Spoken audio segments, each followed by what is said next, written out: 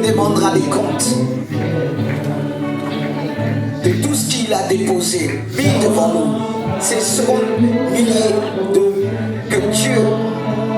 minutes qu'il a mis devant nous, il nous demandera compte. Est-ce qu'on pourra se justifier devant Dieu de toute notre existence sur la terre quand les choses, les heures vont se défiler devant nous, les minutes? Le dire, j'ai géré cette seconde comme selon toi. J'ai géré cette deuxième seconde selon toi. J'ai géré cette journée selon toi. Est-ce qu'on aura la capacité de se rappeler? Mais tout est enregistré devant Dieu. C'est pour ça qu'il nous invite ce matin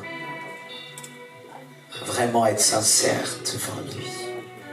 Le dire, Seigneur, parle-moi. Apprends-moi à te connaître à travers le message. Je ne vais pas regarder l'homme qui va le transmettre. Et je veux voir à travers cet homme Jésus. Et ça change tout quand on lui fait une telle prière. C'est pour ça que je vous invite, vous qui êtes assis avec moi, est-ce que vous pouvez vous mettre debout? Même les enfants, plus petits jusqu'aux plus grands. Je vous invite à vous mettre debout avec moi. Alléluia, dire Seigneur comme nous l'avons chanté. Je veux te connaître plus. Pour mieux gérer mon temps. Pour mieux t'adorer, pour mieux te servir. Alors s'il y a quelque chose qui bloque en moi, Seigneur, montre-moi. Comme cet homme pouvait dire, sonde de moi, ô Dieu, et connais mon cœur. Regarde dans mon cœur.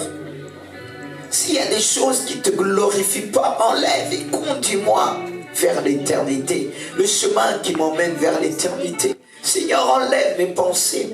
Toute pensée qui n'est pas de toi ce matin. Mais vraiment, en moi, dans ma vie, un repère.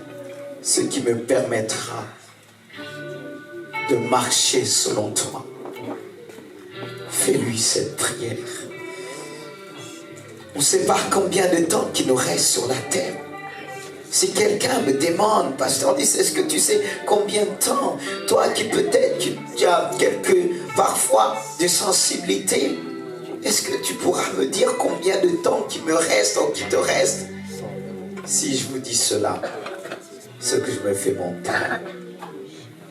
Mais par contre, comme cet homme disait, Seigneur, apprends-moi à bien compter mes jours, afin que je puisse appliquer mon cœur à la sagesse. Parce que la Bible nous dit, le plus robuste ira jusqu'à 80 ans. Parfois c'est poussé à cause de la médecine, mais si je n'ai pas ça, est-ce que je vais me sentir vraiment utile? Alors Seigneur, donne-moi cette sagesse à travers ta parole. C'est pourquoi nous te remercions. Remercions Dieu. Soyons reconnaissants.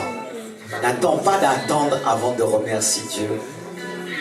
C'est un acte de foi, une attitude de foi. Remercie Dieu pour ce que tu vas entendre. C'est nourriture spirituelle. Remercie Dieu de tout ton cœur. Sincèrement, remercie Dieu. Fais-lui confiance que tu vas bien manger spirituellement ce matin. Fais-lui confiance. Dis-lui merci et tout va changer. Ton entente va changer. Tu vas entendre autrement. Tu vas aller au-delà de ce que tu entends. Parce qu'il va te donner des oreilles spirituelles. Il va te permettre de recevoir.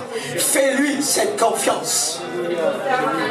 Mets ta confiance en l'Éternel. Il agira. Il agira ce matin. Il t'aime, il t'appelle par ton nom. Il veut que tu puisses l'entendre, le découvrir ce matin. Fais-lui confiance. Oh, ton cœur. Dis-lui, ma vie t'appartient. Dis-lui, ma vie t'appartient. À qui d'autre irons-nous? Pouvait dire Pierre. Toi qui as les paroles de vie. Quand Jésus l'a regardé, il dit, mais vous êtes encore là. Pierre l'a dit en quelque sorte, tu veux que je m'aime. Je n'ai personne. Je n'ai que toi. Tu es plus que mon père biologique. Tu es plus qu'une mère. Tu es Jésus le Sauveur. Merci Seigneur. Nous savons que tu vas nous parler. Vous pouvez reprendre place. Alléluia. Merci pour votre contribution. Et vous devez continuer jusqu'au bout. Car j'ai besoin de votre cœur pour écrire. Dieu veut écrire encore. Dieu compte sur nous. Mais il veut écrire en toi ce matin. Il y a des choses qu'on n'aimera pas que Dieu puisse écrire. Mais fais-lui confiance. On doit lui faire confiance. Amen.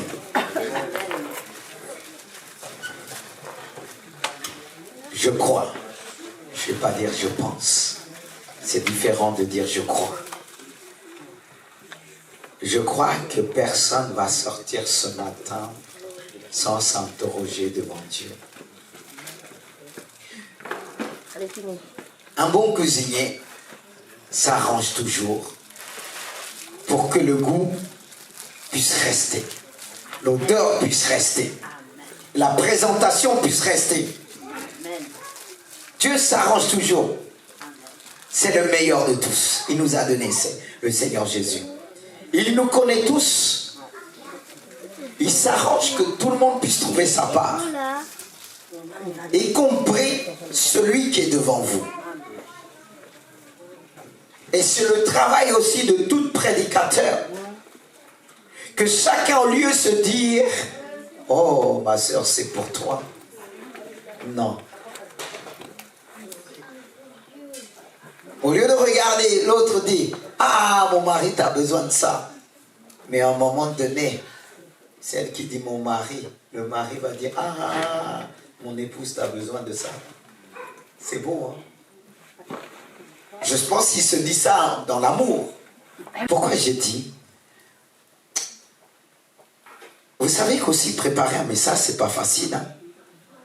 Il faut aussi encaisser, accepter que Dieu nous parle aussi.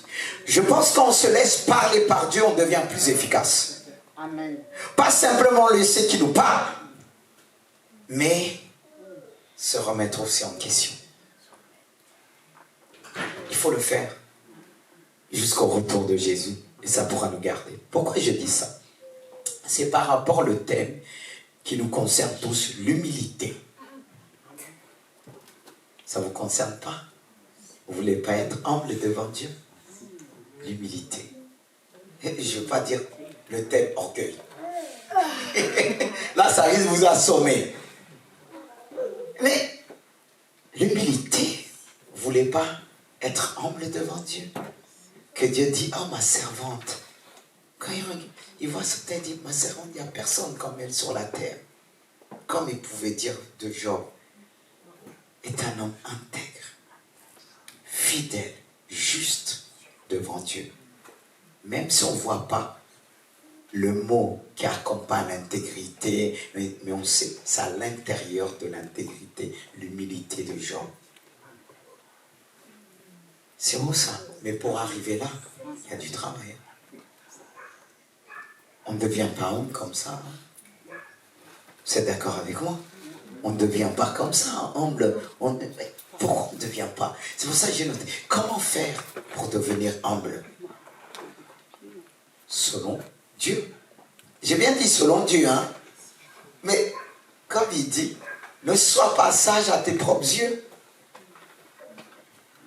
Alors ne sois pas humble selon toi, mais humble selon Dieu, selon les critères de Dieu, selon ce que Dieu appelle un homme et une femme humble. Pas selon nous, frères et sœurs, car l'humilité est une vertu honorable devant ce Dieu. Ça honore Dieu. C'est aussi honorable devant les hommes. Est-ce que quand vous sentez quelqu'un, il y a une certaine humilité, est-ce que ça ne vous touche pas? Ça nous touche et ça nous corrige aussi. Il ne faut pas que dire, ça me touche quand Dieu me parle, ça me touche. Mais ça doit me changer. Ça doit me transformer. Il y a ceux qui vont dire, ah, ça m'a fait du bien, mais quand Dieu nous parle, ça ne nous fait pas tout de suite du bien.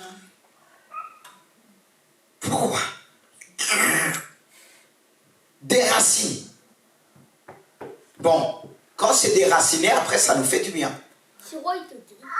Parce qu'on l'a laissé le faire, frères et sœurs. C'est pourquoi je dis, l'humilité c'est vraiment une vertu. Honorable, son nom s'élève Dieu. C'est une vertu importante, très importante, je dirais. Permettez-moi de rajouter ce qualificatif qui nous montre que l'humilité, c'est vraiment quelque chose de merveilleux, qui peut nous éviter, écoutez bien, de commettre toute forme de péché. L'humilité, c'est quelque chose qui garde notre cœur. C'est là que Dieu veut nous emmener. C'est le plus important pour Dieu. Parce que tout simplement, frères et sœurs, regardons à Lucifer. C'est pour ça que je me suis dit, je pourrais commencer uniquement en parler de l'humilité. Mais il est important aussi de parler du contraire. Le contraire de l'humilité. L'humilité que nous connaissons tous, qui est l'orgueil. Même si je n'ai pas mis au début l'orgueil, mais on ne peut pas parler de l'humilité sans parler du contraire. L'orgueil, frères et sœurs. On sait tous que l'orgueil est certainement le premier péché commis dans l'univers, car le livre d'Ézéchiel, chapitre 28, frères et sœurs, nous présente cela comme un péché qui a été commis par Lucifer et qui lui a emmené à quitter la gloire de Dieu, ou bien le ciel de gloire, et devenir Satan, que nous connaissons tous aujourd'hui. Satan n'existait pas avant, parce qu'il y en a un qui dit, comment Dieu a créé Satan? Dieu n'a pas créé Satan, il a créé Lucifer, l'ange de lumière. Dieu a créé, il est lumière, il ne pouvait que donner la lumière. Et Lucifer qui veut dire porteur de lumière. Il a créé pour porter cette lumière. Pour porter la lumière de Dieu. Transmettre la lumière de Dieu. Mais qu'est-ce qu'il a fait chuter? C'est l'orgueil. C'était un surbain tellement beau. Il y en a qui voient Satan avec des cornes. Mais il change plusieurs formes. Mais il n'est pas moche. Détrompez-vous. Détrompez-vous. Il est devenu Satan. Dieu l'a chassé. Mais à cause de quoi? De ce qui s'est passé à l'intérieur de lui. Frères et sœurs. C'est pour ça que j'ai noté, chercher à être humble, c'est chercher toute forme de réussite dans sa vie. Mais on pourra dire Satan a réussi. Parce qu'il y en a qui cherchent la réussite vers Satan. Mais ce n'est pas vraiment une réussite. La réussite de Satan n'est pas une réussite. Parce qu'il va connaître la mort éternelle. C'est là qu'on doit réfléchir. Ce que les hommes appellent la réussite, ce n'est pas la réussite devant Dieu. Mais nous allons en profondeur. Car la Bible dit, dans Jacques 4:10, humiliez-vous devant le Seigneur et vous élèvera. C'est la base du succès. C'est la base de tout. Si tu veux être élevé, mais tu vas me dire, comment, pasteur, on est né dans le péché, il y a cette racine, peut-être une branche, une feuille, je ne sais, de l'orgueil. Comment faire? Mais c'est le but, c'est pourquoi on est là. C'est pourquoi tu es là. Mais laissez-moi aussi prendre le Luc 14, 11 qui dit, en effet, quiconque s'élève sera abaissé, et celui qui s'abaisse sera élevé. C'est vraiment la clé de tout. Tout succès, je reviens, de plaire à Dieu. Je ne vais pas trop vite, je vais progressivement. Car l'humilité va favoriser, précéder l'élévation. Autrement dit, la manifestation de la grâce de Dieu dans tous les domaines de notre vie, comme nous l'avons vu à travers ces versets précédents. C'est ce qui nous donne de l'élévation. Frères et sœurs, mais comment on cherche, nous, l'élévation? Est-ce qu'on la cherche de cette manière en disant que, oui, je ne vais pas me lever par moi-même? Parce qu'il dit celui qui s'abaisse, est-ce que je sais m'abaisser? C'est là le problème. Est-ce qu'on sait s'abaisser facilement? Je suis qu'à l'introduction, hein. Je vous préviens tout de suite parce que je vous emmène progressivement. Comme je dis, un cuisinier prépare, il prend le temps. Quand il prépare, on sent l'odeur. On est assis, on dit, c'est bon, c'est quand le plat? Mais l'entrée n'est pas encore arrivée. C'est encore l'odeur. On sent et ça nous prépare, ça nous met en condition. On se dit, mais waouh, ça va être bon. Le cuisinier a bien préparé. Et je bénis Dieu que là, ça vous prépare, frères et sœurs. Car il est dit dans Proverbe 18, 12, avant la ruine, le cœur de l'homme s'élève, mais l'humilité précède la gloire. On nous parle de gloire ici. C'est fort. On veut connaître la gloire. Souvent on a dit, la gloire revient à Dieu. Oui, mais il nous fait connaître sa gloire. Est-ce que mes frères et sœurs, l'orgueil précède toujours la ruine? Toutes sortes de problèmes et de difficultés. Mais Dieu t'élève au milieu des difficultés. Quand il trouve l'humilité, quand vient l'épreuve, Dieu t'élève.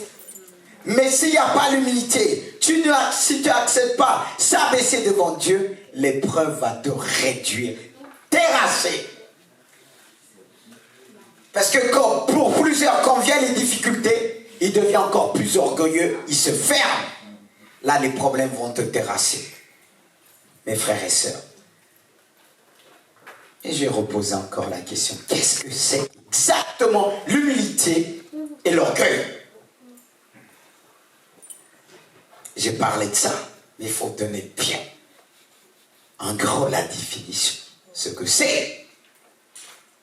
Si je sais ce que c'est, ça va me permettre d'éviter, de faire tout pour ne pas tomber.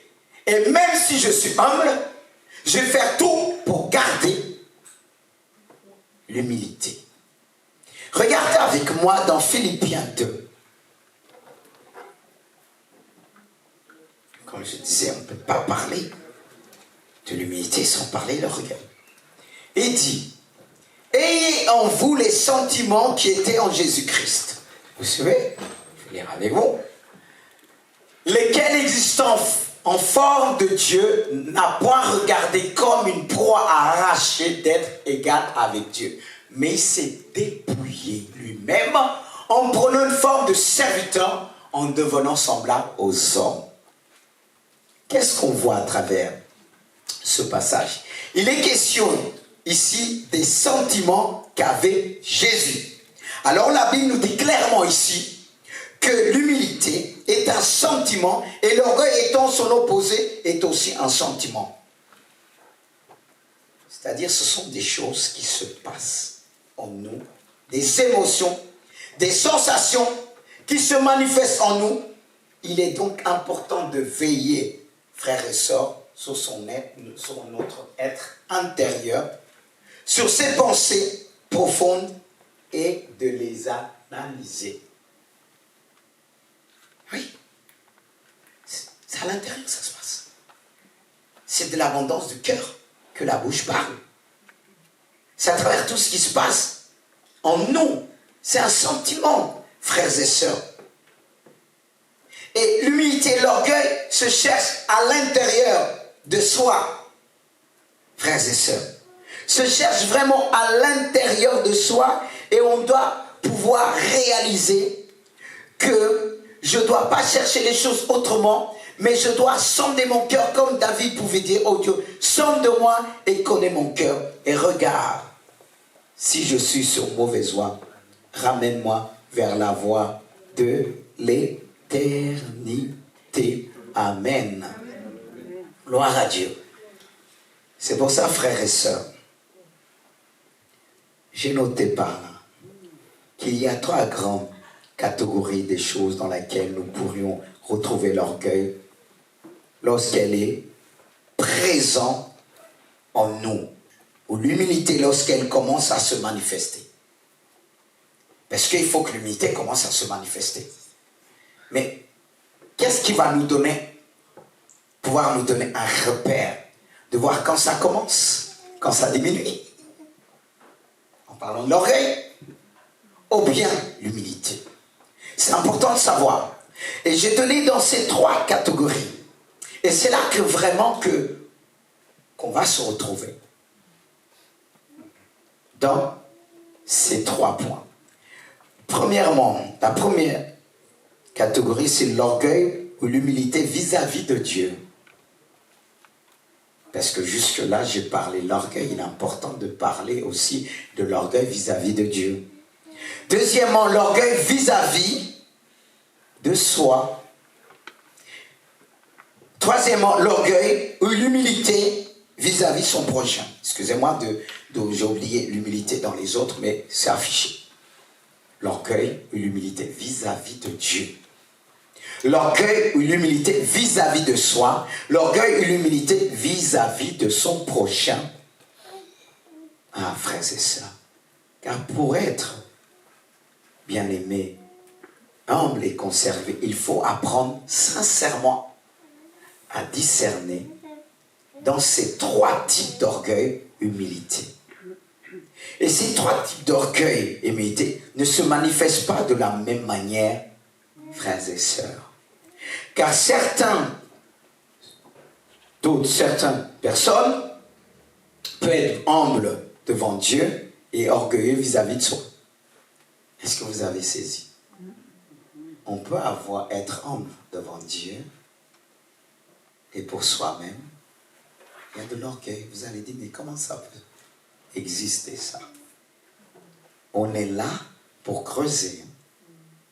C'est ce qui va nous permettre, parce que très souvent, on peut dire, mais, ah non, moi j'aime Dieu, tout ça, je ne suis pas orgueilleux, mais, peut-être pas vis-à-vis de Dieu, mais vis-à-vis de soi.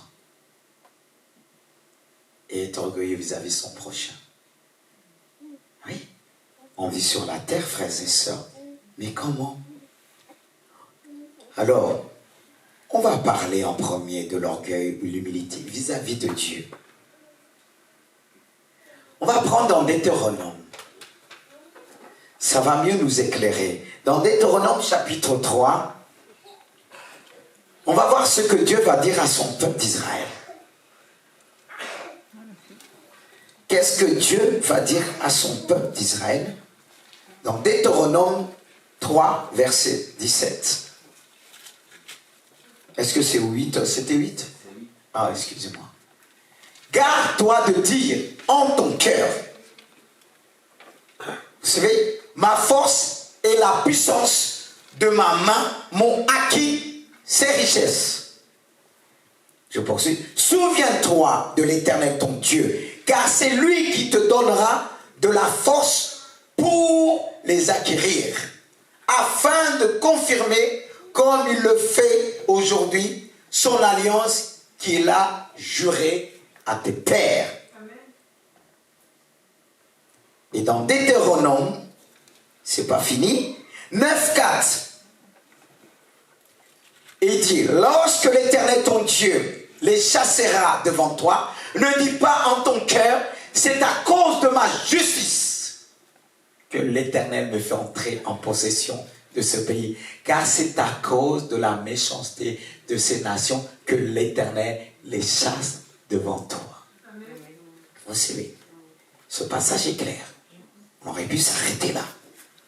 Mais permettez-moi, quand vous allez acheter la viande, vous n'allez pas dire, je l'ai acheté, je peux la manger tout de suite. Quand vous recevez un verset, vous allez méditer sur ce verset. Vous allez réfléchir afin que Dieu, par le Saint-Esprit, puisse faire pénétrer le verset en vous.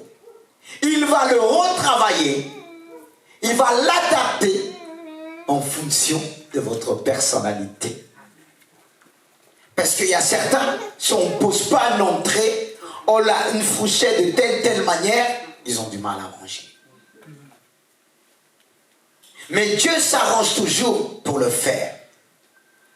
Et il va le faire alors, frères et sœurs. Alors, qu'est-ce que c'est l'orgueil et l'humilité vis-à-vis de Dieu? Ce passage nous éclaire bien à ce sujet, bien-aimé de Dieu.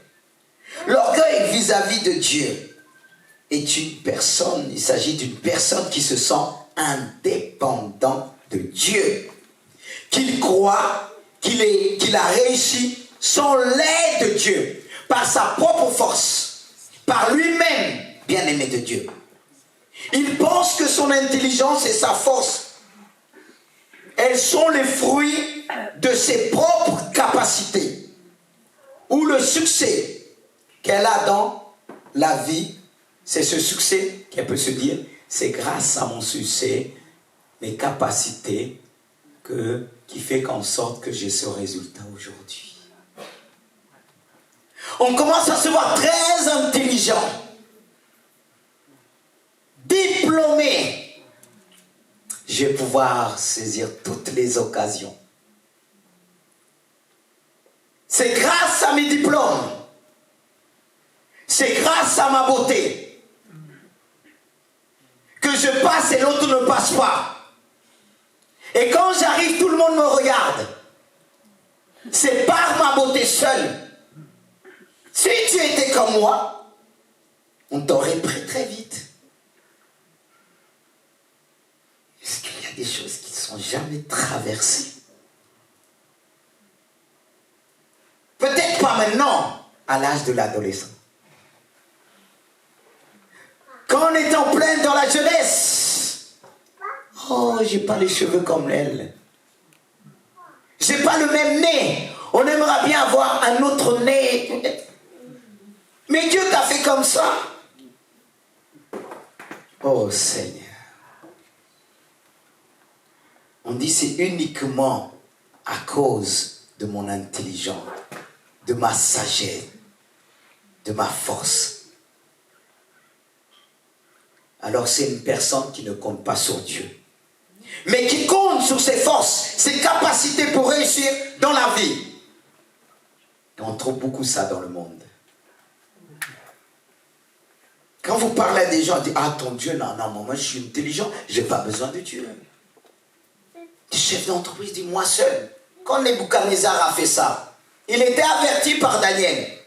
Pourtant Dieu l'avait averti, il dit, ah, il a regardé, il était sur son palais. Moi seul qui a fait tout ça, par ma force, boum, il est devenu fou pendant 7 ans. Comme des bêtes, des animaux.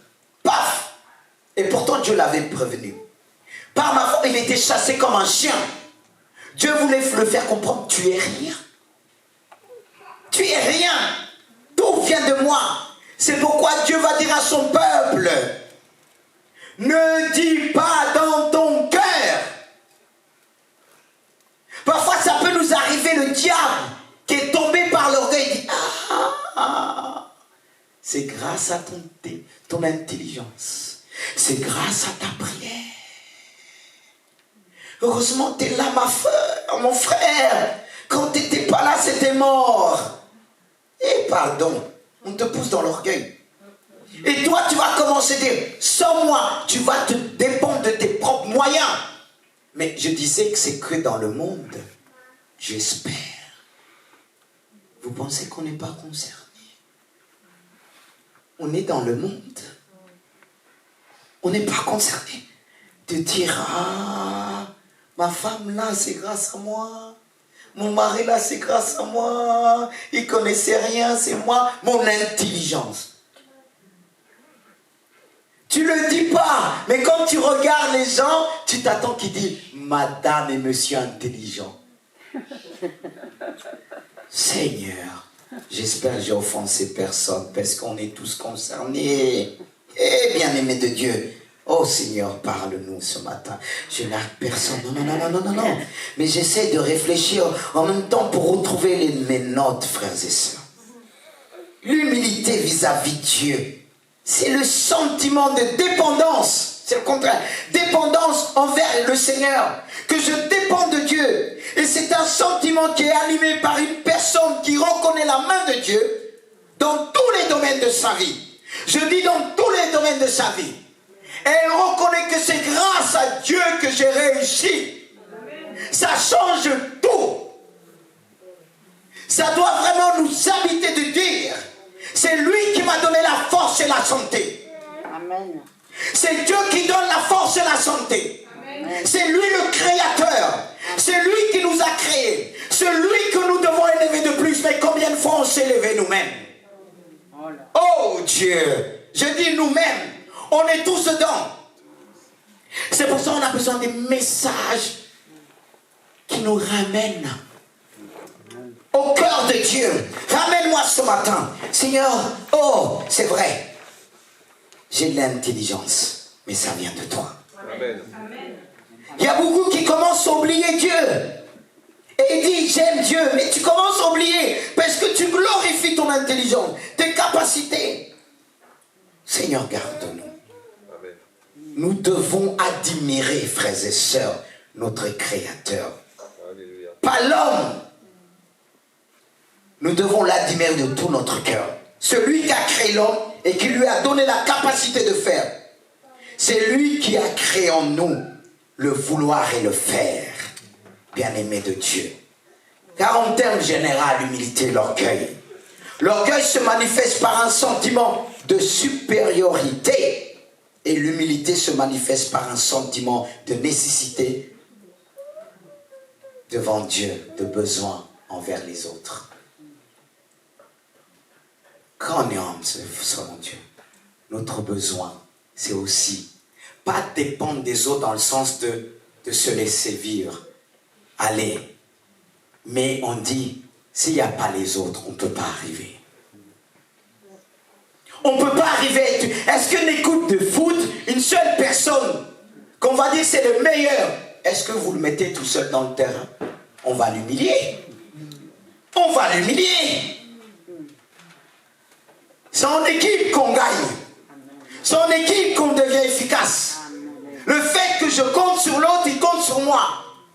C'est pas en se disant, mais je suis plus intelligent que lui. Je parle mieux la France que lui. Ah ben lui il a du mal à parler, ça ne veut pas dire qu'il est pas intelligent. Ça ne veut pas dire. C'est pas une preuve d'intelligence. Mais qu'est-ce qu'on appelle nous les intelligents? Parfois c'est plus les diplômes, le milieu par lequel on a évolué. Mais c'est pas ça. Et on commence à regarder l'autre avec un air de supériorité.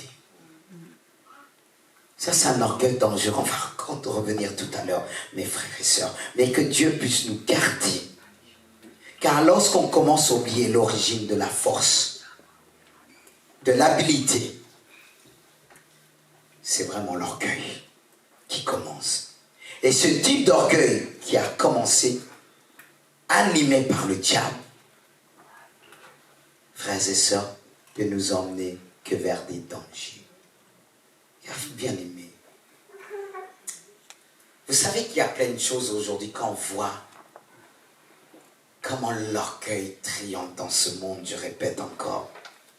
Quand on commence à croire, oui, parce que je suis plus intelligent, que je suis plus beau, je suis plus belle, je suis plus musclé, que je prie mieux que les autres, que je jeûne.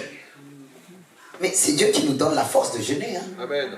De prier. Mais lorsque je commence à dire, même pour ceux qui sont spirituels, que je suis plus riche que l'autre, que je suis riche, j'ai pas besoin de Dieu. Combien de personnes vous allez trouver dans ce monde?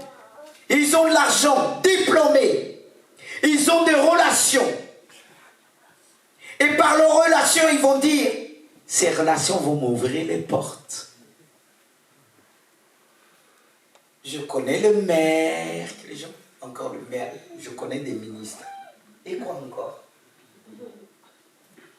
J'ai des relations. Quand on parle à des gens, est-ce que tu me connais? Si tu savais qui je suis. Quand quelqu'un dit qui je suis, c'est par rapport à ses relations. Mais après, quand il va les trouver, tout le monde se tourne le dos et dit, mais ça l'emmène alors dans l'humilité. Quand les gens te disent, tu me connais, ils parlent de relations. Mais est-ce qu'on doit se laisser prendre par nos méthodes? J'ai rien contre les méthodes. Dieu donne toujours une stratégie. Mais quand je commence à compter plus sur les méthodes que Dieu, c'est de l'orgueil. C'est lui qui nous donne des méthodes. C'est lui qui nous donne la sagesse dans l'éducation.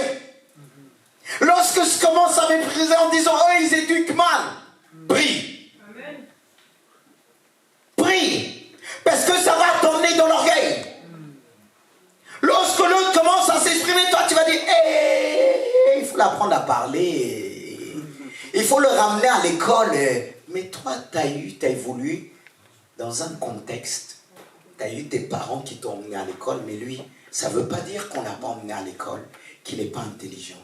Il se peut, si on l'avait emmené, il aurait percé plus que toi. C'est comme une fois, j'ai entendu quelqu'un qui disait, un chrétien disait, oh, ces joueurs de foot, ils n'ont rien dans la tête. J'ai dit, pardon? Parce qu'il avait un petit... Je dis, mais pour tourner le ballon, il faut avoir quelque chose aussi dans la tête. Pour faire attention, pour ne pas se blesser.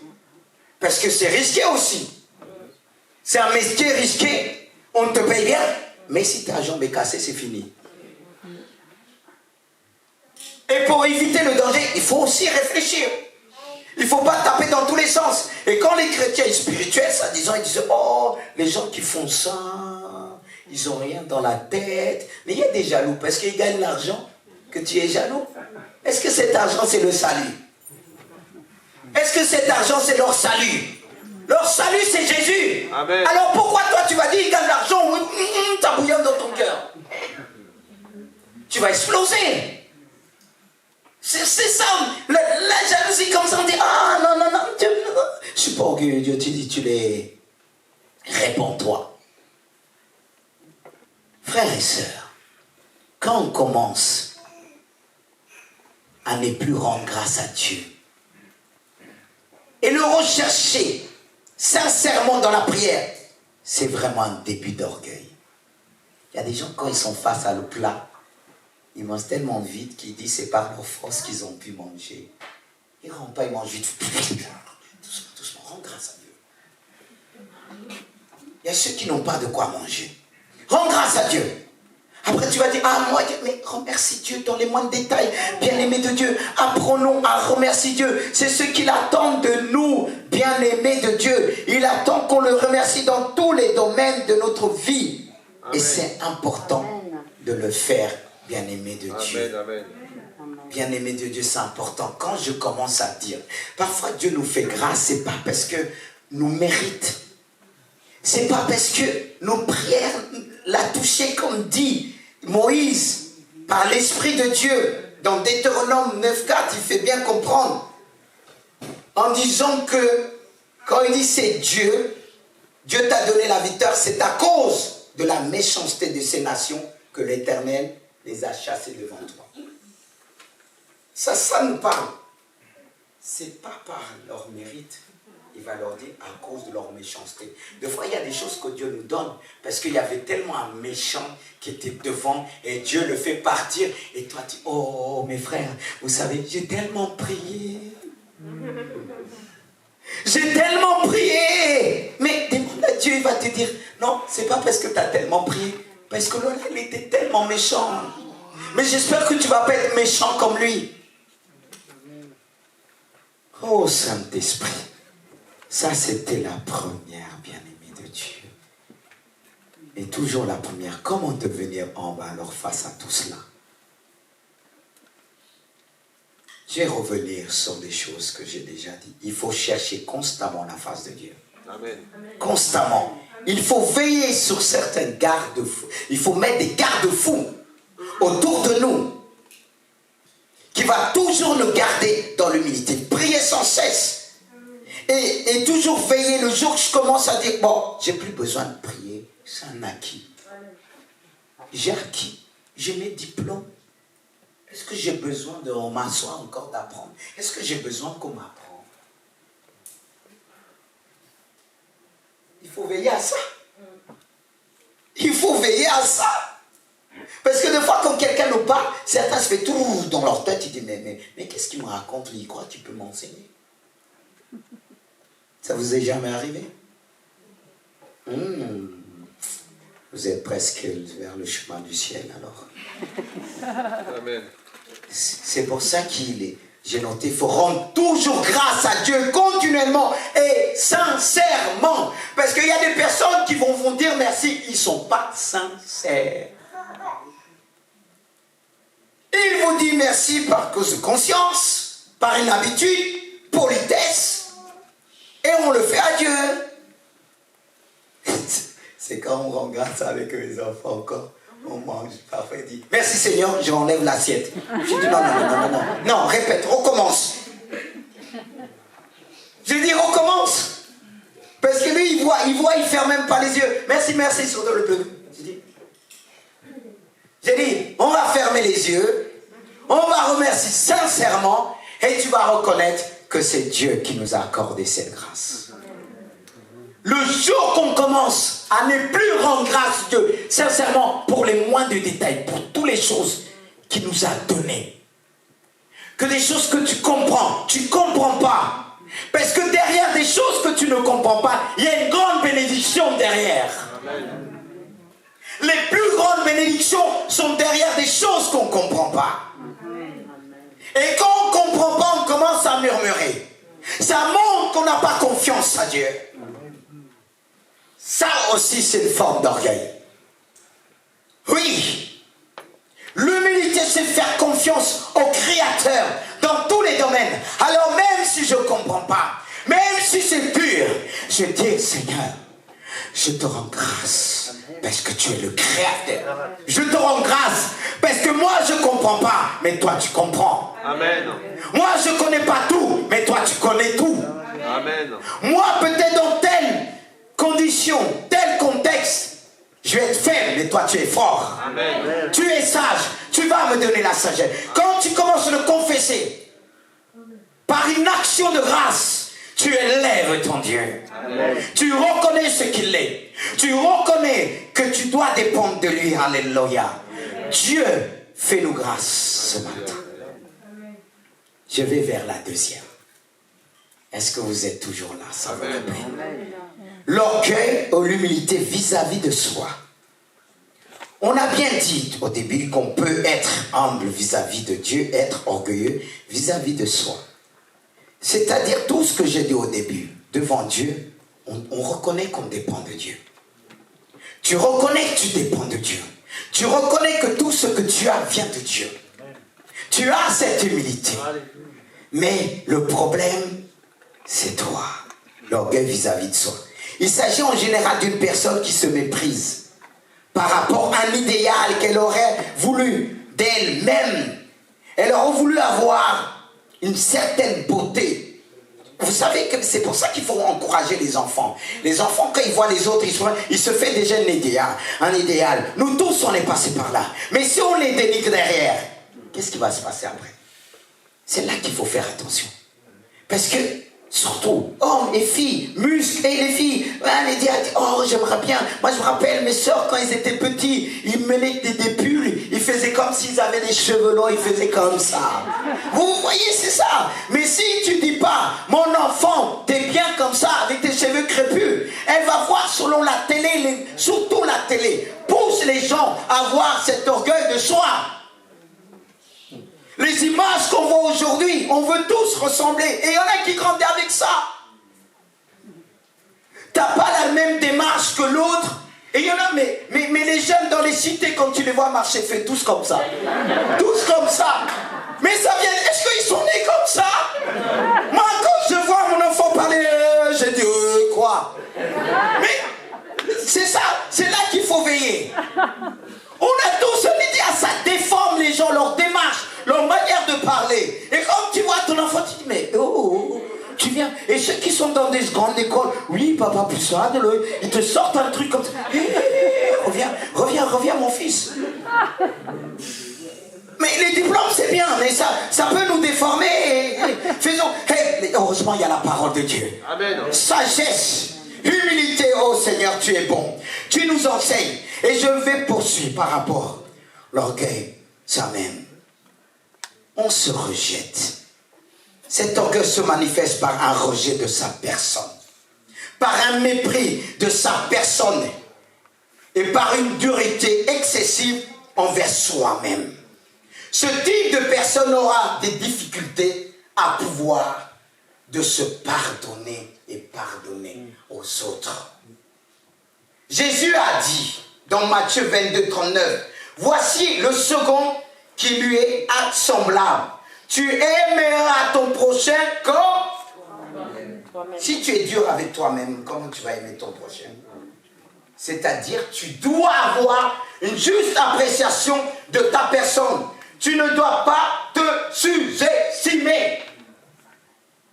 Tu ne dois pas te dire, tu es inférieur à l'autre parce qu'il est riche, parce qu'il a l'argent. Lui, le jour que tu vas avoir l'argent, tu vas te sentir supérieur aussi que ceux qui n'ont pas. Si c'est ta manière de voir les choses, comment on doit être estimé devant les autres, tu dis, il faut que je puisse avoir des diplômes, comme ça je vais arriver comme les autres. On va me respecter. Est-ce que ça c'est l'humilité? Non, c'est l'orgueil. Et la société, elle est comment aujourd'hui?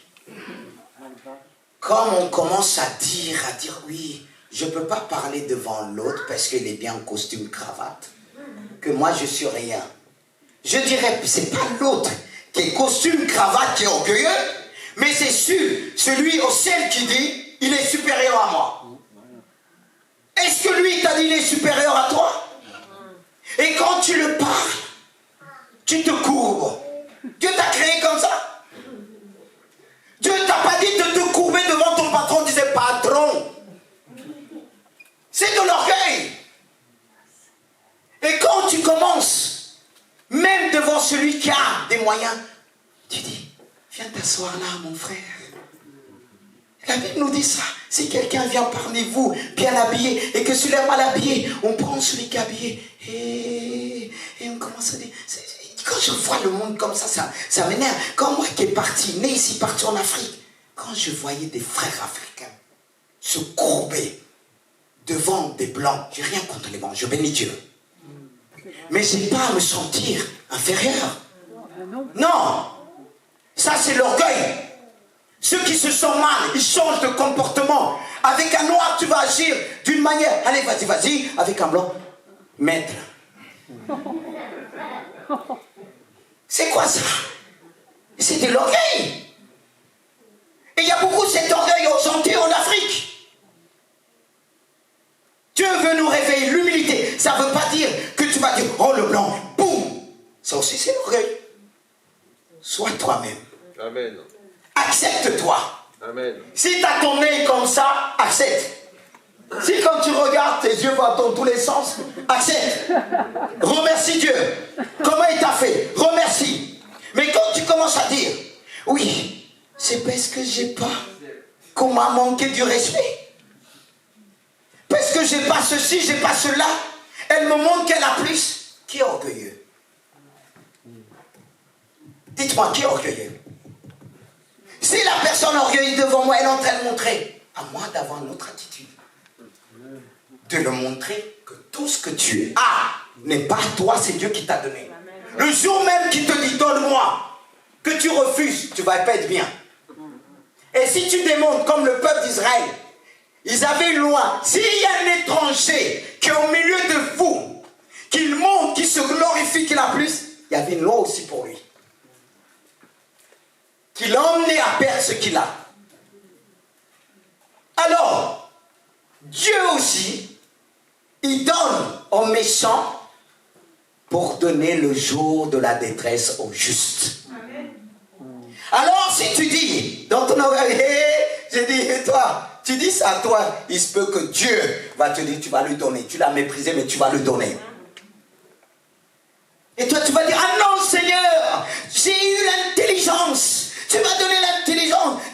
sueur de mon front. Ton front quoi? Oh Seigneur, bénis Dieu pour ce message.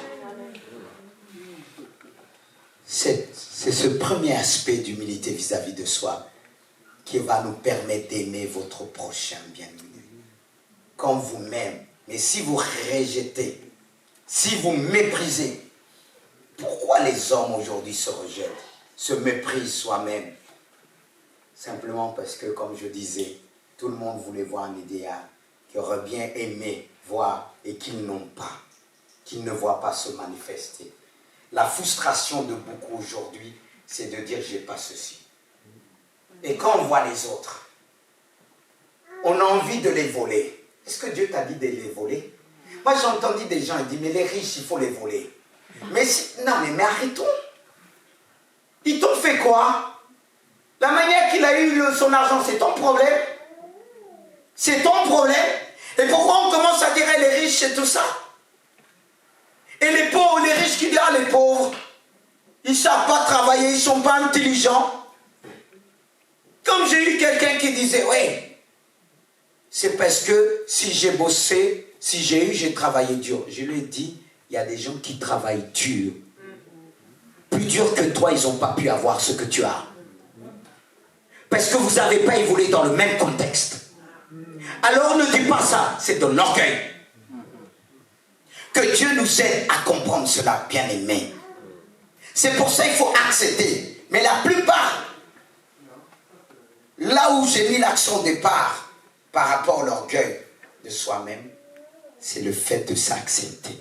Amen. Est-ce que tu t'acceptes? Commence à t'accepter. Parce que si tu t'acceptes pas, comment tu vas aimer ton prochain? Bien-aimé de Dieu. C'est là le problème. C'est là le problème. Mais j'aime bien David. Il a confessé cette parole. Parce que certainement, David est né dans un contexte difficile. Ses frères étaient tranquilles à la maison. Lui, il bossait. Durement. Et qu'est-ce qu'il va dire à Dieu? Selon le contexte dans lequel il est. Je te loue de ceux, dans Psaume 139, verset 14, je te loue que de ceux que je suis une créature si merveilleuse. Tes œuvres sont admirables et mon âme le reconnaît bien. Il le reconnaît comment Dieu l'a fait. Il reconnaît les biens de Dieu. Est-ce que toi tu reconnais les biens de Dieu? Il y a ceux qui se lamentent continuellement. C'est de l'orgueil. Parce que tu ne reconnais pas ce que Dieu a fait quelque part. L'orgueil à soi-même. Tout le temps toi. Tout le temps ceci. Tout le temps ça ne va pas. Permettez-moi de te dire face à face. Ça c'est de l'orgueil. Tu n'es jamais content. Tu es dur avec toi. Tu es dur avec toi. Mais Dieu veut te relever. Alors, comment reconnaître? J'ai noté qu'on est orgueilleux vis-à-vis de soi. Je vais reprendre encore des choses que j'ai dit. Voici des éléments qui vont nous aider à détecter ce type d'orgueil. Quand j'agis ou je parle d'une façon que je juge inacceptable, j'ai de la difficulté à me pardonner.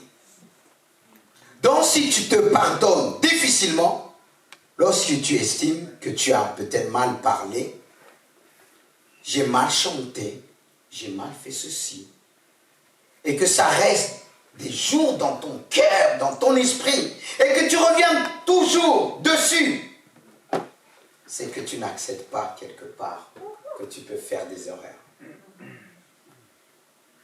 Il y a ceux qui sont durs avec eux. Mais j'ai mal parlé. Il y a ceux qui disent, est-ce que je suis belle? Ton mari se tourne, te dit, chérie, est-ce que je suis belle? Dis-moi, est-ce que je suis belle?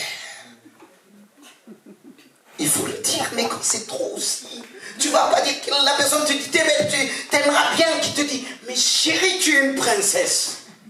Je ne dis pas qu'il ne faut pas le faire, mais quand c'est trop, ça c'est de l'humilité.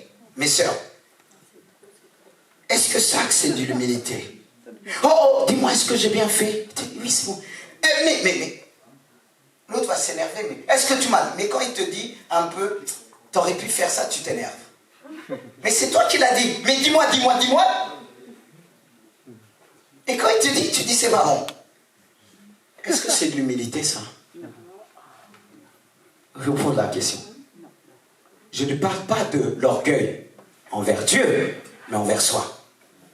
On est tellement dur et on veut que ça se passe comme ça. On n'a pas droit à l'erreur. Mais si tu n'as pas le droit à l'erreur, tu vas être comment avec ton prochain? Tu vas être comment avec ton mari? Tu vas être comment avec ton épouse? Si tu es tellement dur, il faut se réveiller d'un pied, l'autre il se réveille comme il est fatigué, toi tu es en forme, toi tu veux qu'il soit comme toi.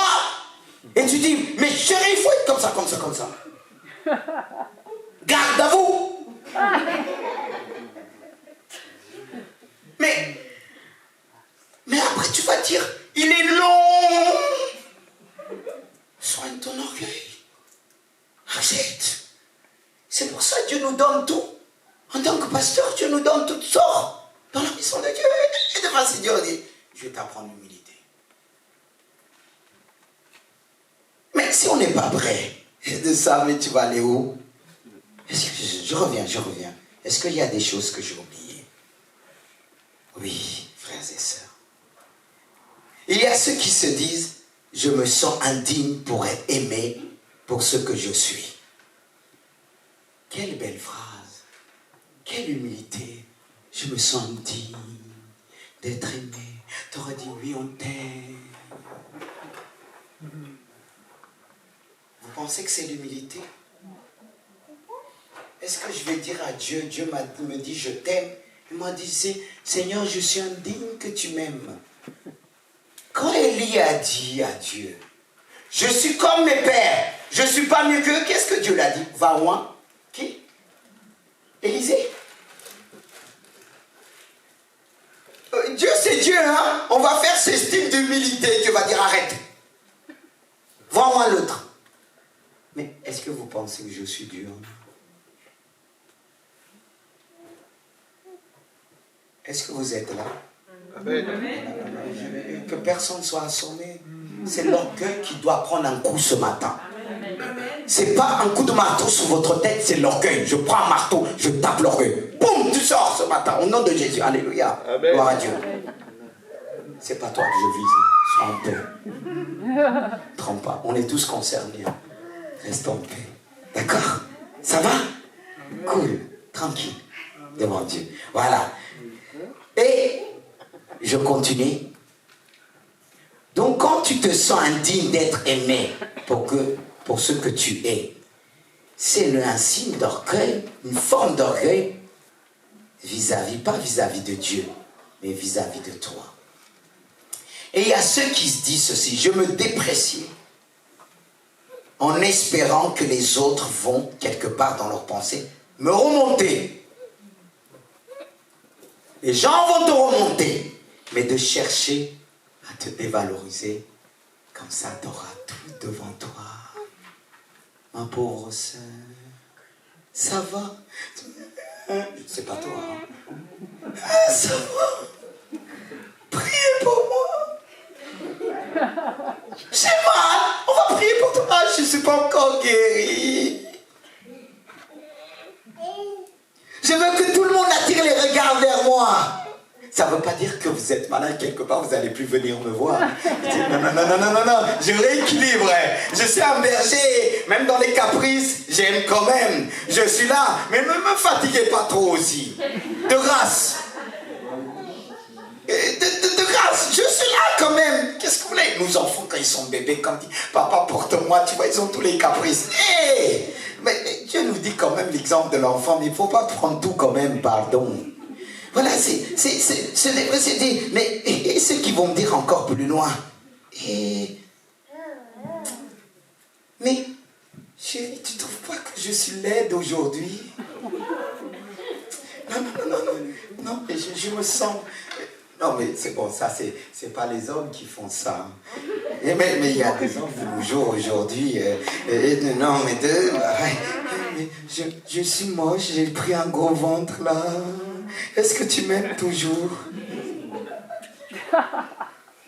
Non, après, il y a des chéris qui vont dire, ah oui, t'avais qu'à moi manger hier, hein. Et ça, c'est dérangeant, hein. T'avais qu'à... Non, mais bon, mais nous les hommes, il ne faut pas dire comme ça. Hein. On n'est pas les femmes, on est différents. Voilà. Mais c'est vrai, Quand tu t'es marié avec elle, c'est parce qu'elle est belle à tes yeux. Alors pourquoi tu dis je suis laide? Et le pire, il y a ceux quand ils sont enceintes, mais c'est beau le ventre. Quand vous avez regardé votre épouse, dis mais tu crois que je peux être déformée là, être beau, est-ce que je vais être toujours belle? Mais t'es belle à ses yeux. Oui, il faut rassurer, c'est vrai, mes frères et sœurs, c'est dur, il faut rassurer. Mais pourquoi je prends cet exemple? Parce qu'on peut aller à l'extrême. Et ça peut devenir l'orgueil.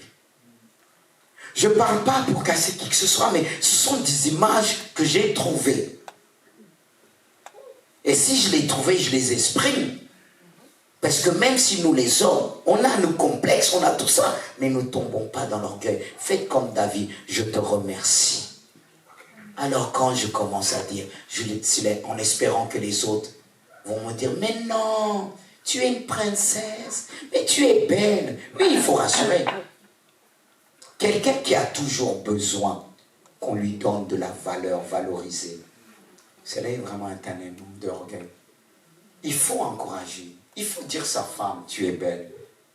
Même si nous les hommes, c'est vrai, il y en a qui vont dire plus que d'autres, parce qu'on est pris, le cerveau, les enfants et tout ça. Mais il faut se rééduquer. Mais si c'est trop de dire ton épouse, mais je t'ai déjà dit, et il y en a qui veulent toujours, comme ça. Il faut rééquilibrer, Et même quand on se regarde dans le miroir, au lieu de se regarder plus sur le miroir de la parole de Dieu, et il y en a qui regardent leur nez, franchement, plus tard. Regardez aujourd'hui le truc, comment qu'on appelle, chirurgie esthétique, comment, rappelle-moi, tu vois. Et tu vois, ils gagnent de l'argent. Mais c'est fou. Il y en a qui, quand ils changent leur nez, le lendemain, ils trouvent que c'est pas comme ça. Quand il va voir le nez de son voisin, il va dire, mais, ce chirurgien-là, il est... Non, je vais changer. Après, ça finit par être déformé. Que Dieu nous aide à cela. Alors là, on peut voir vraiment, frères et sœurs, pour être humble et conservé, il faut apprendre sincèrement, discerner dans ces 3 types d'orgueil, l'humilité. En effet, ces 3 types d'orgueil, bien-aimés de Dieu, doivent nous emmener vraiment à se sonder devant la parole de Dieu, devant tout ce que Dieu nous a donné, mes frères et sœurs. Parce que avoir l'orgueil sur soi-même, on s'accuse continuellement. Lorsque je me sens accusé rapidement, et il y a un détail que je n'ai pas dit aussi, mais je vais le dire par rapport à l'orgueil à soi-même. Excusez-moi de vous prendre du temps, c'est tellement important. Mais pour faire passer le message, il faut parfois qu'on soit simple et avec le sourire. J'ai noté, quand je me sens accusé rapidement, et je me défends d'avant de vérifier si les autres m'accusent. Est-ce que vous avez saisi? Lorsque je me sens accusé rapidement et que je me défends avant de vérifier si les autres m'accusent, et lorsque je me trouve aussi avec un groupe de personnes et que j'ai toujours l'impression qu'on me regarde de travers, qu'on me juge, qu'on se sent obligé de se défendre. Il y a des personnes que continuellement ils vont se défendre, vous allez dire, mais quand ils rentrent quelque part, combien de fois qu'on a vu des personnes qui ne viennent plus à l'église parce qu'ils disent qu'on les a jugés. Je me rappelle quelques années, j'appelle une soeur pour dire ça fait longtemps. Elle a commencé à parler. Oui, on a fait ça, on a fait ça, on a fait ça. Elle a tellement parlé. J'ai fini par le dire, mais qui t'a dit ça? Là, il y avait un silence. Mais moi j'étais étonné. Mais elle m'a parlé plus que 10 minutes en me disant ceci, on m'a fait ça, on m'a fait ça, on m'a fait ça, on m'a fait ça, on m'a fait ça, on m'a fait ça. Quand j'ai dit, mais qui t'a fait ça? Silencieusement, elle dit, mais j'avais l'impression qu'on me regardait. Mais j'étais étonné. Personne ne lui a dit. Mais elle a déduit. Mais il y a des personnes qui ont des regards comme ça, quand ils vous regardent comme ça, ils regardent comme ça. Toi, tu vas dire, c'est du mépris, c'est sa façon de regarder. Parce que l'orgueil, de fois, on pense que celui qui va arriver, il va dire, ah, il est humble. Mais celui qui va parler parfois fort, on va dire il est orgueilleux. Ce n'est pas ceux que souvent qui parlent fort qui sont orgueilleux. Parfois, ils ont une certaine humilité profonde que les autres n'ont pas. Mais toi, la personne que tu parles, tu n'as pas regardé, tu vas commencer à dire. Elle a dit ça. Il m'a dit ça. J'ai lu dans ce... Tu crois que Dieu va te donner cette révélation? Parce que Dieu, s'il te donne cette révélation, ça va te faire du mal.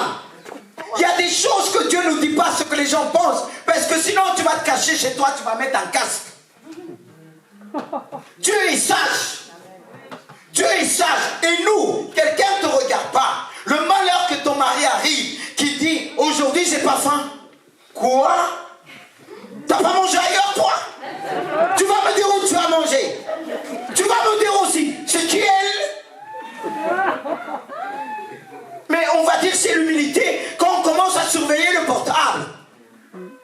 On surveille, on dit, ouais, mais c'est de l'orgueil. C'est de l'orgueil. Fais confiance à Dieu. Fais confiance à Dieu. Ah, on se retrouve bien, frères et sœurs. Patientez la troisième. La troisième, c'est autre chose. Excusez-moi d'être long aujourd'hui. Parce qu'on parle de l'humilité, c'est vaste. Mais je vais aller vite, vous inquiétez pas.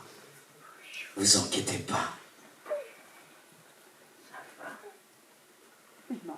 Lorsque je me sens inférieur à tel point que je fais beaucoup pour me faire apprécier. J'espère qu'il n'y en a pas à l'intérieur. Il y en a qui fait tellement, on va dire, ah, c'est un serviteur de Dieu, c'est une servante de Dieu. Mais on aime quelqu'un, mais dans quel pays il fait? Mais c'est pour se faire accepter. Qu'on l'accepte dans le groupe. C'est beaucoup dans la jeunesse. Pour se faire accepter, on va faire tout. Ah, tu veux faire? Ouais, je vais montrer, je suis un homme. Non. Il y a l'orgueil là. Est-ce que tu as besoin de ça? Est-ce qu'on a besoin de ça? Ça n'a jamais arrivé à personne. Quand on était jeune, pour se faire accepter dans le groupe, j'espère pour toi, tu as grandi. J'espère qu'on a grandi. Oh les jeunes, qu'est-ce qu'on n'a pas fait pour se faire apprécier du groupe? De même, comme je disais tout à l'heure, marcher comme eux. Waouh! Quand j'étais dans un monte, le pantalon qui tombait par terre même, pour dire qu'on est comme les autres. Et quand je suis parti évangéliser, j'étais avec les jeunes de monte, ils avaient peur. J'ai dit, et toi? J'étais des jeunes, j'ai dit, toi, tu peux te remonter ton pantalon? Et les jeunes me regardaient, comment ils les parlent comme ça? Oui. J'avais pas peur de les parler, j'étais dans ce milieu-là. Mais tout ça pour se faire accepter, il faut qu'excuse-moi, qu'on va nous faire ça. Non. Mais parfois ça vient à l'église, on veut s'habiller parce que tout le monde, comme quelqu'un m'a dit un jour, mais pasteur, il faut que tu tout le temps en cravate, parce que il faut que tu te mets en cravate, parce que l'église que je viens, c'était comme ça, la chorale s'habillait comme ça, et vous voulez que je fasse comme eux? Mais c'est de l'orgueil ça. Elle n'a pas pu nous accepter. Accepte-moi. On ne met pas des pantalons troués, et quand je presse, ça ne descend pas derrière, je veille. Parce qu'aujourd'hui, la façon qu'ils font les pantalons, c'est pas évident. Il faut même serrer la ceinture et mettre des caleçons, parce que si on serre par la ceinture, même quand tu serres la ceinture, quand tu plies, ça fait mal. Ça fait mal, ça. Quand on était parti dans une église, ma femme s'est cachée. Il y a une soeur qui s'est levée devant moi, elle s'est tombée, j'ai crié, ah! Elle s'est dit, mais ça va pas. Mais ça va, c'est une manière pour la faire qu'elle va réagir. Frères et sœurs, soyons nous-mêmes. Aujourd'hui, on fait tout pour se faire accepter. Il y a ceux qui disent, quand ils voient d'autres chanter, je bénis Dieu, c'est vrai qu'il faut regarder. Mais même au niveau de notre milieu chrétien, qui vont regarder les artistes dehors, ils vont imiter même leur voix. Il y a des personnes de fois qui disent, ah, ils chantent bien. Quand j'ai regardé les artistes, ah oui, je reconnais d'où ça vient. Dieu t'a donné la voix. Amen. Développe ta voix. Ne va pas chercher ailleurs. C'est qu'on doit écouter pour aller plus loin. Mais pas accepter sa voix. Il y en a qui n'aiment pas s'écouter.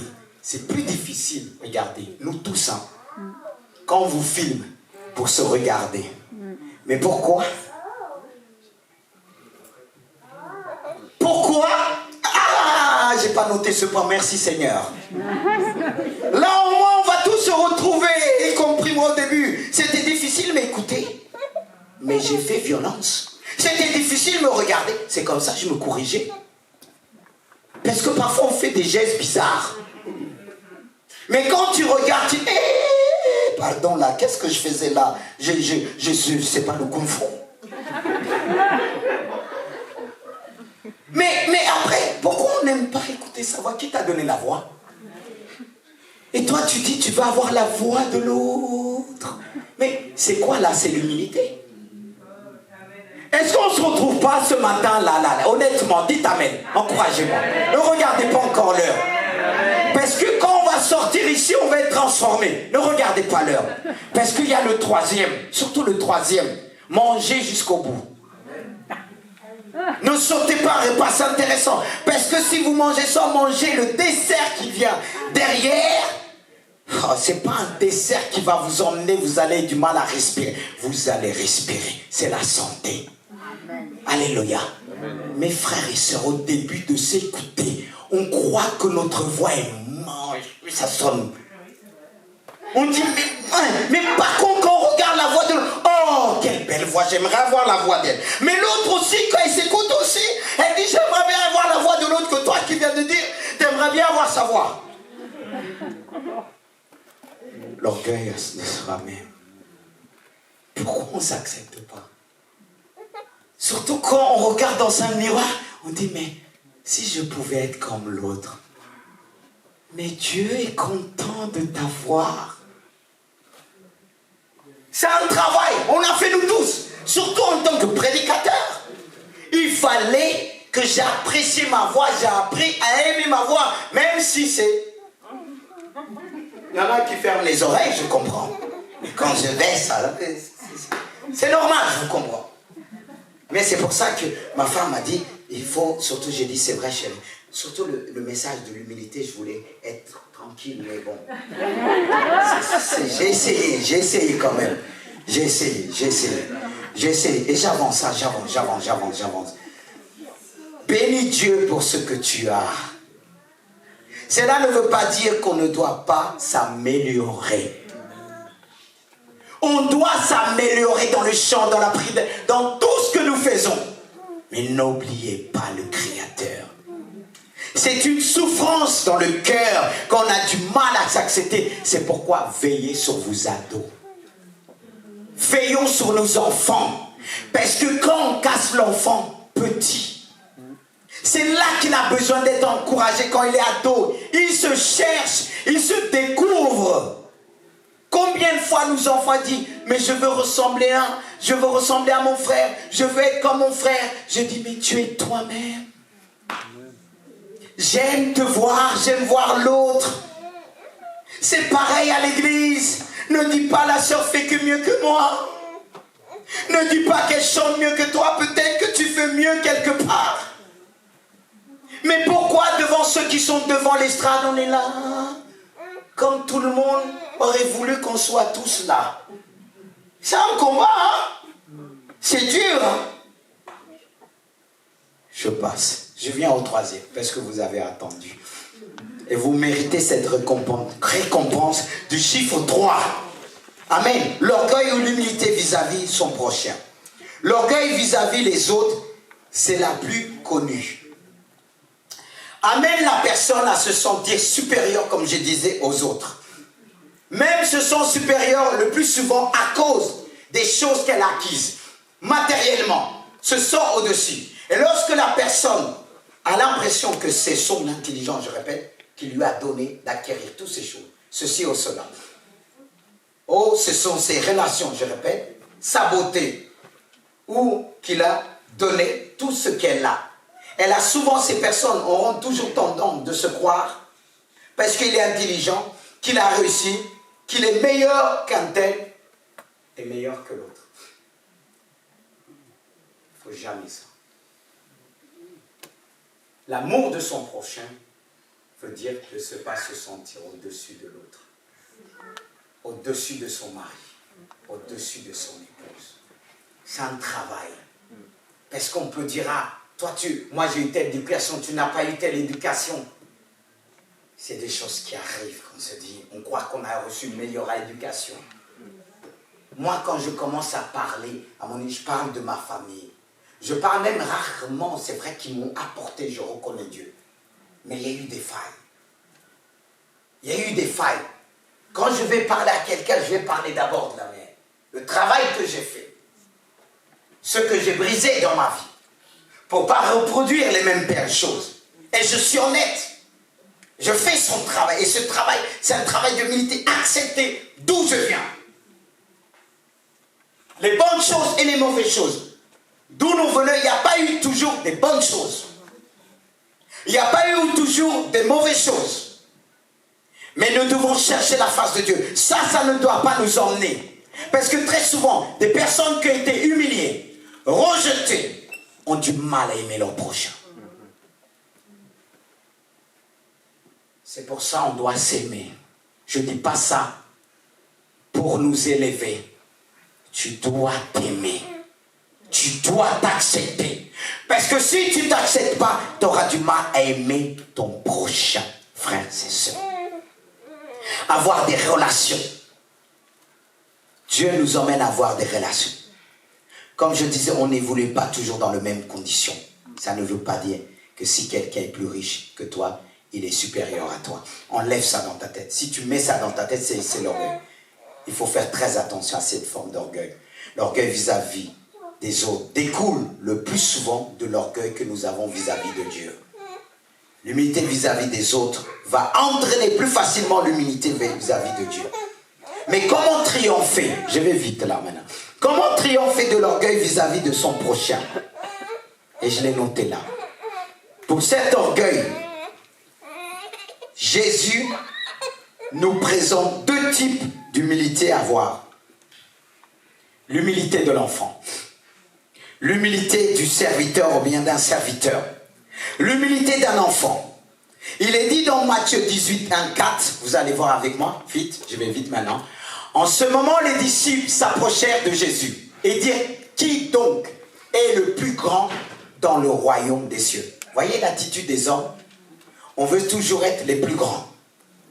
Être au-dessus. Et ils vont se poser cette question. Qu'est-ce que Jésus va faire? Jésus, ayant appelé un petit enfant, le plaçant au milieu d'eux, il dit, je vous le dis en vérité, si vous ne vous convertissez et si vous ne devenez comme le petit enfant, les petits enfants, vous n'entrerez pas dans le royaume des cieux. Ça va loin. C'est pourquoi quiconque se rendra humble comme ce petit enfant sera le plus grand dans le royaume des cieux.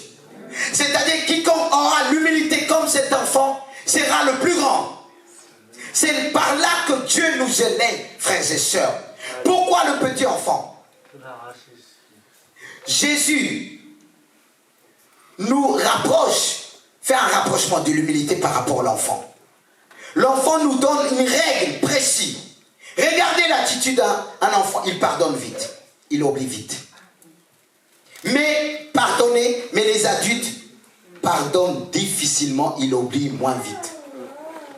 Je répète, un enfant pardonne vite, il oublie vite, mais les adultes pardonnent difficilement, ils oublient moins vite. Est-ce que c'est pas vrai?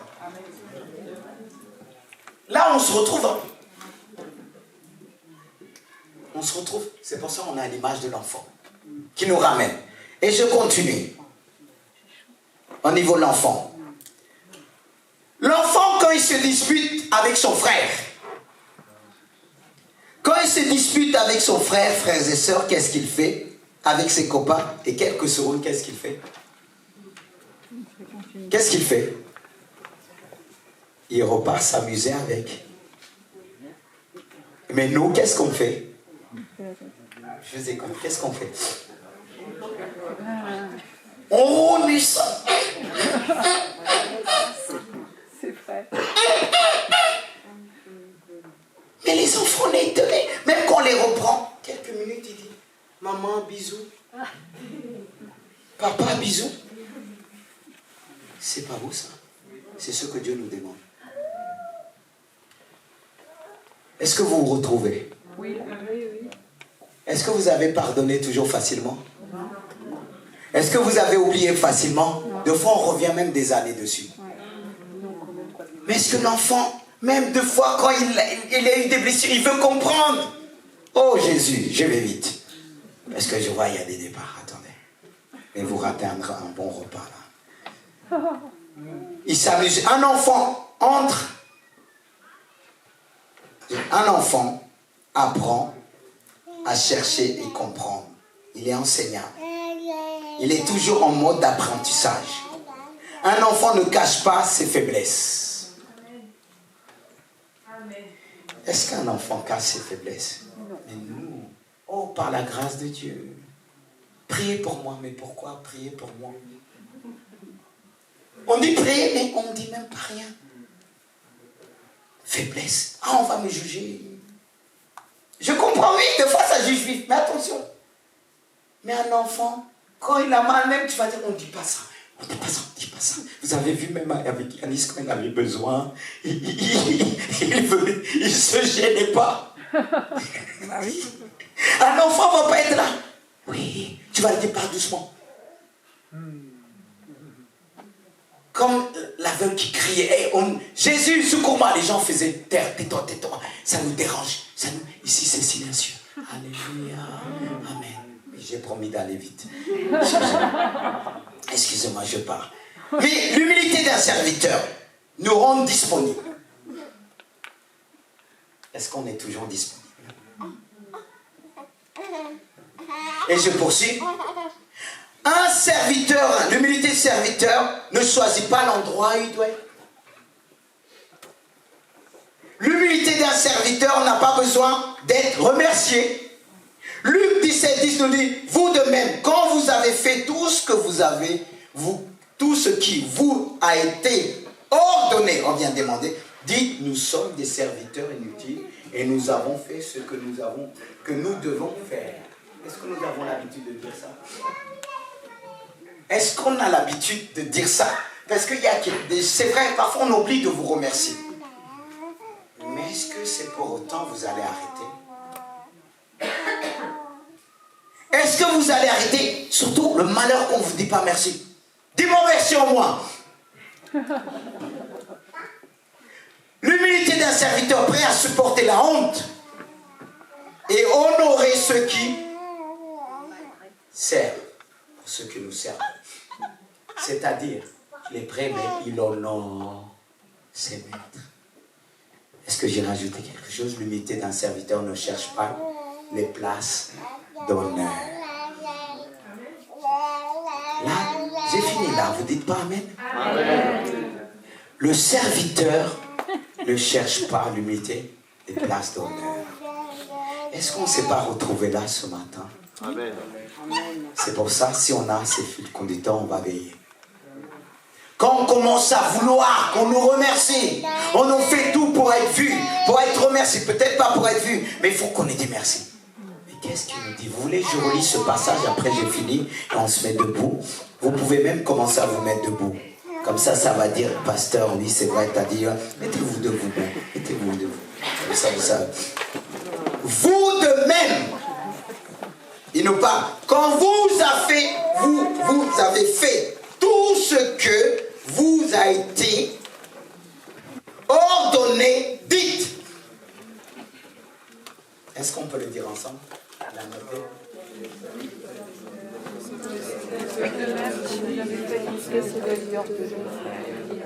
Ça ne veut pas dire qu'on est inutile devant Dieu, mais ça nous garde. Amen. De dire tout ce que je dois le faire. Et je ne mérite rien. Dieu m'a fait grâce. Est-ce qu'on peut le dire plus fort? On le lit entier. Moi, je vous écoute. Je l'ai déjà confessé en lisant, en préparant ce message. Mais je vous laisse que vous puissiez le confesser, qu'on puisse prier le Seigneur Jésus. Qu'on doit terminer sur ce ton-là. Allez-y. Vous de même, quand vous avez fait tout ce qui a été ordonné, dites, nous sommes des serviteurs inutiles, nous avons fait ce que nous devons faire. Amen. Amen, qu'il soit ainsi. Amen. Que cette parole puisse être scellée dans notre cœur. Et prions notre Seigneur que tout ce que nous avons entendu ce matin puisse rester là. Et si vous voulez, que vous n'avez pas noté, vous pouvez venir retrouver Eric. Et que cela puisse être pour nous un défi pour notre Seigneur. Amen. Seigneur, je te remercie ce matin. Oh Dieu, tu nous as donné l'image de l'enfant. Tu es comme Dieu, c'est tellement difficile parfois. On a du mal à oublier. Moi le premier. Je n'ai pas visé personne. Seigneur, fais-moi grâce. C'est vraiment le caractère. Tu es un berger, un serviteur, un berger qui a à la fois un cœur d'enfant. Donne-nous ce cœur, donne-nous ce cœur. Tu nous as parlé. Parce que très souvent, on n'a pas l'orgueil vis-à-vis de toi, mais vis-à-vis de nous-mêmes. Vis-à-vis de nous-mêmes, on a du mal à accepter ce que nous sommes, ce que tu as fait de moi. Tes mains nous ont fait, oh Dieu. Pardonne-nous de cet orgueil. Pardonne ton peuple de Gisors. Tu veux conduire ton peuple de Gisors dans l'humilité, oh Dieu. Apprends-moi à marcher dans l'humilité. Apprends-moi à m'accepter. Apprends-moi à pas regarder la vie de Dieu en disant il est mieux que moi. Je ne sais pas prier. Dieu t'a donné la bouche. Dieu t'a donné un cœur. Tu es ce que tu es. Et Dieu aime te voir. Il voit cette diversité et il se réjouit. Je te bénis Dieu pour ta parole. Tu nous as parlé, mon premier. Je te remercie, je te remercie, je te remercie. Seigneur, personne n'est supérieur, personne n'est inférieur à l'autre. Je ôte ces paroles dans les cœurs. Je ôte cette pensée dans ton cœur. Tu as été rejeté et aujourd'hui tu rejettes les autres. Le Seigneur te guérit. Reçois la guérison. C'est normal, tu as du mal à aimer. Parfois les gens ne comprennent pas en disant elle aime personne, mais c'est normal. Elle ne s'aime pas. Je te prie, Seigneur, mets l'amour dans le cœur. Mets l'amour dans le cœur. Mets l'amour dans le cœur. Mets l'amour dans le cœur de nos enfants. Mets l'amour dans le cœur des maris. Mets l'amour dans le cœur des épouses. Que l'homme puisse accepter. Que la femme puisse s'accepter elle-même. Accepte-toi ce matin. Au nom de Jésus. Dis Seigneur, je te loue que je suis une créature merveilleuse. Oui, tu peux te regarder devant le miroir, te dire Seigneur, merci comment tu m'as fait. Quand tu rentres tout à l'heure, même il y a ceux qui ne se regardent plus. Tu ne te regardes plus, tu ne t'aimes pas, et tout ce que tu mets, tu trouves que c'est pas beau. Arrête, délivre Seigneur. Au nom de Jésus. Délivre ce matin.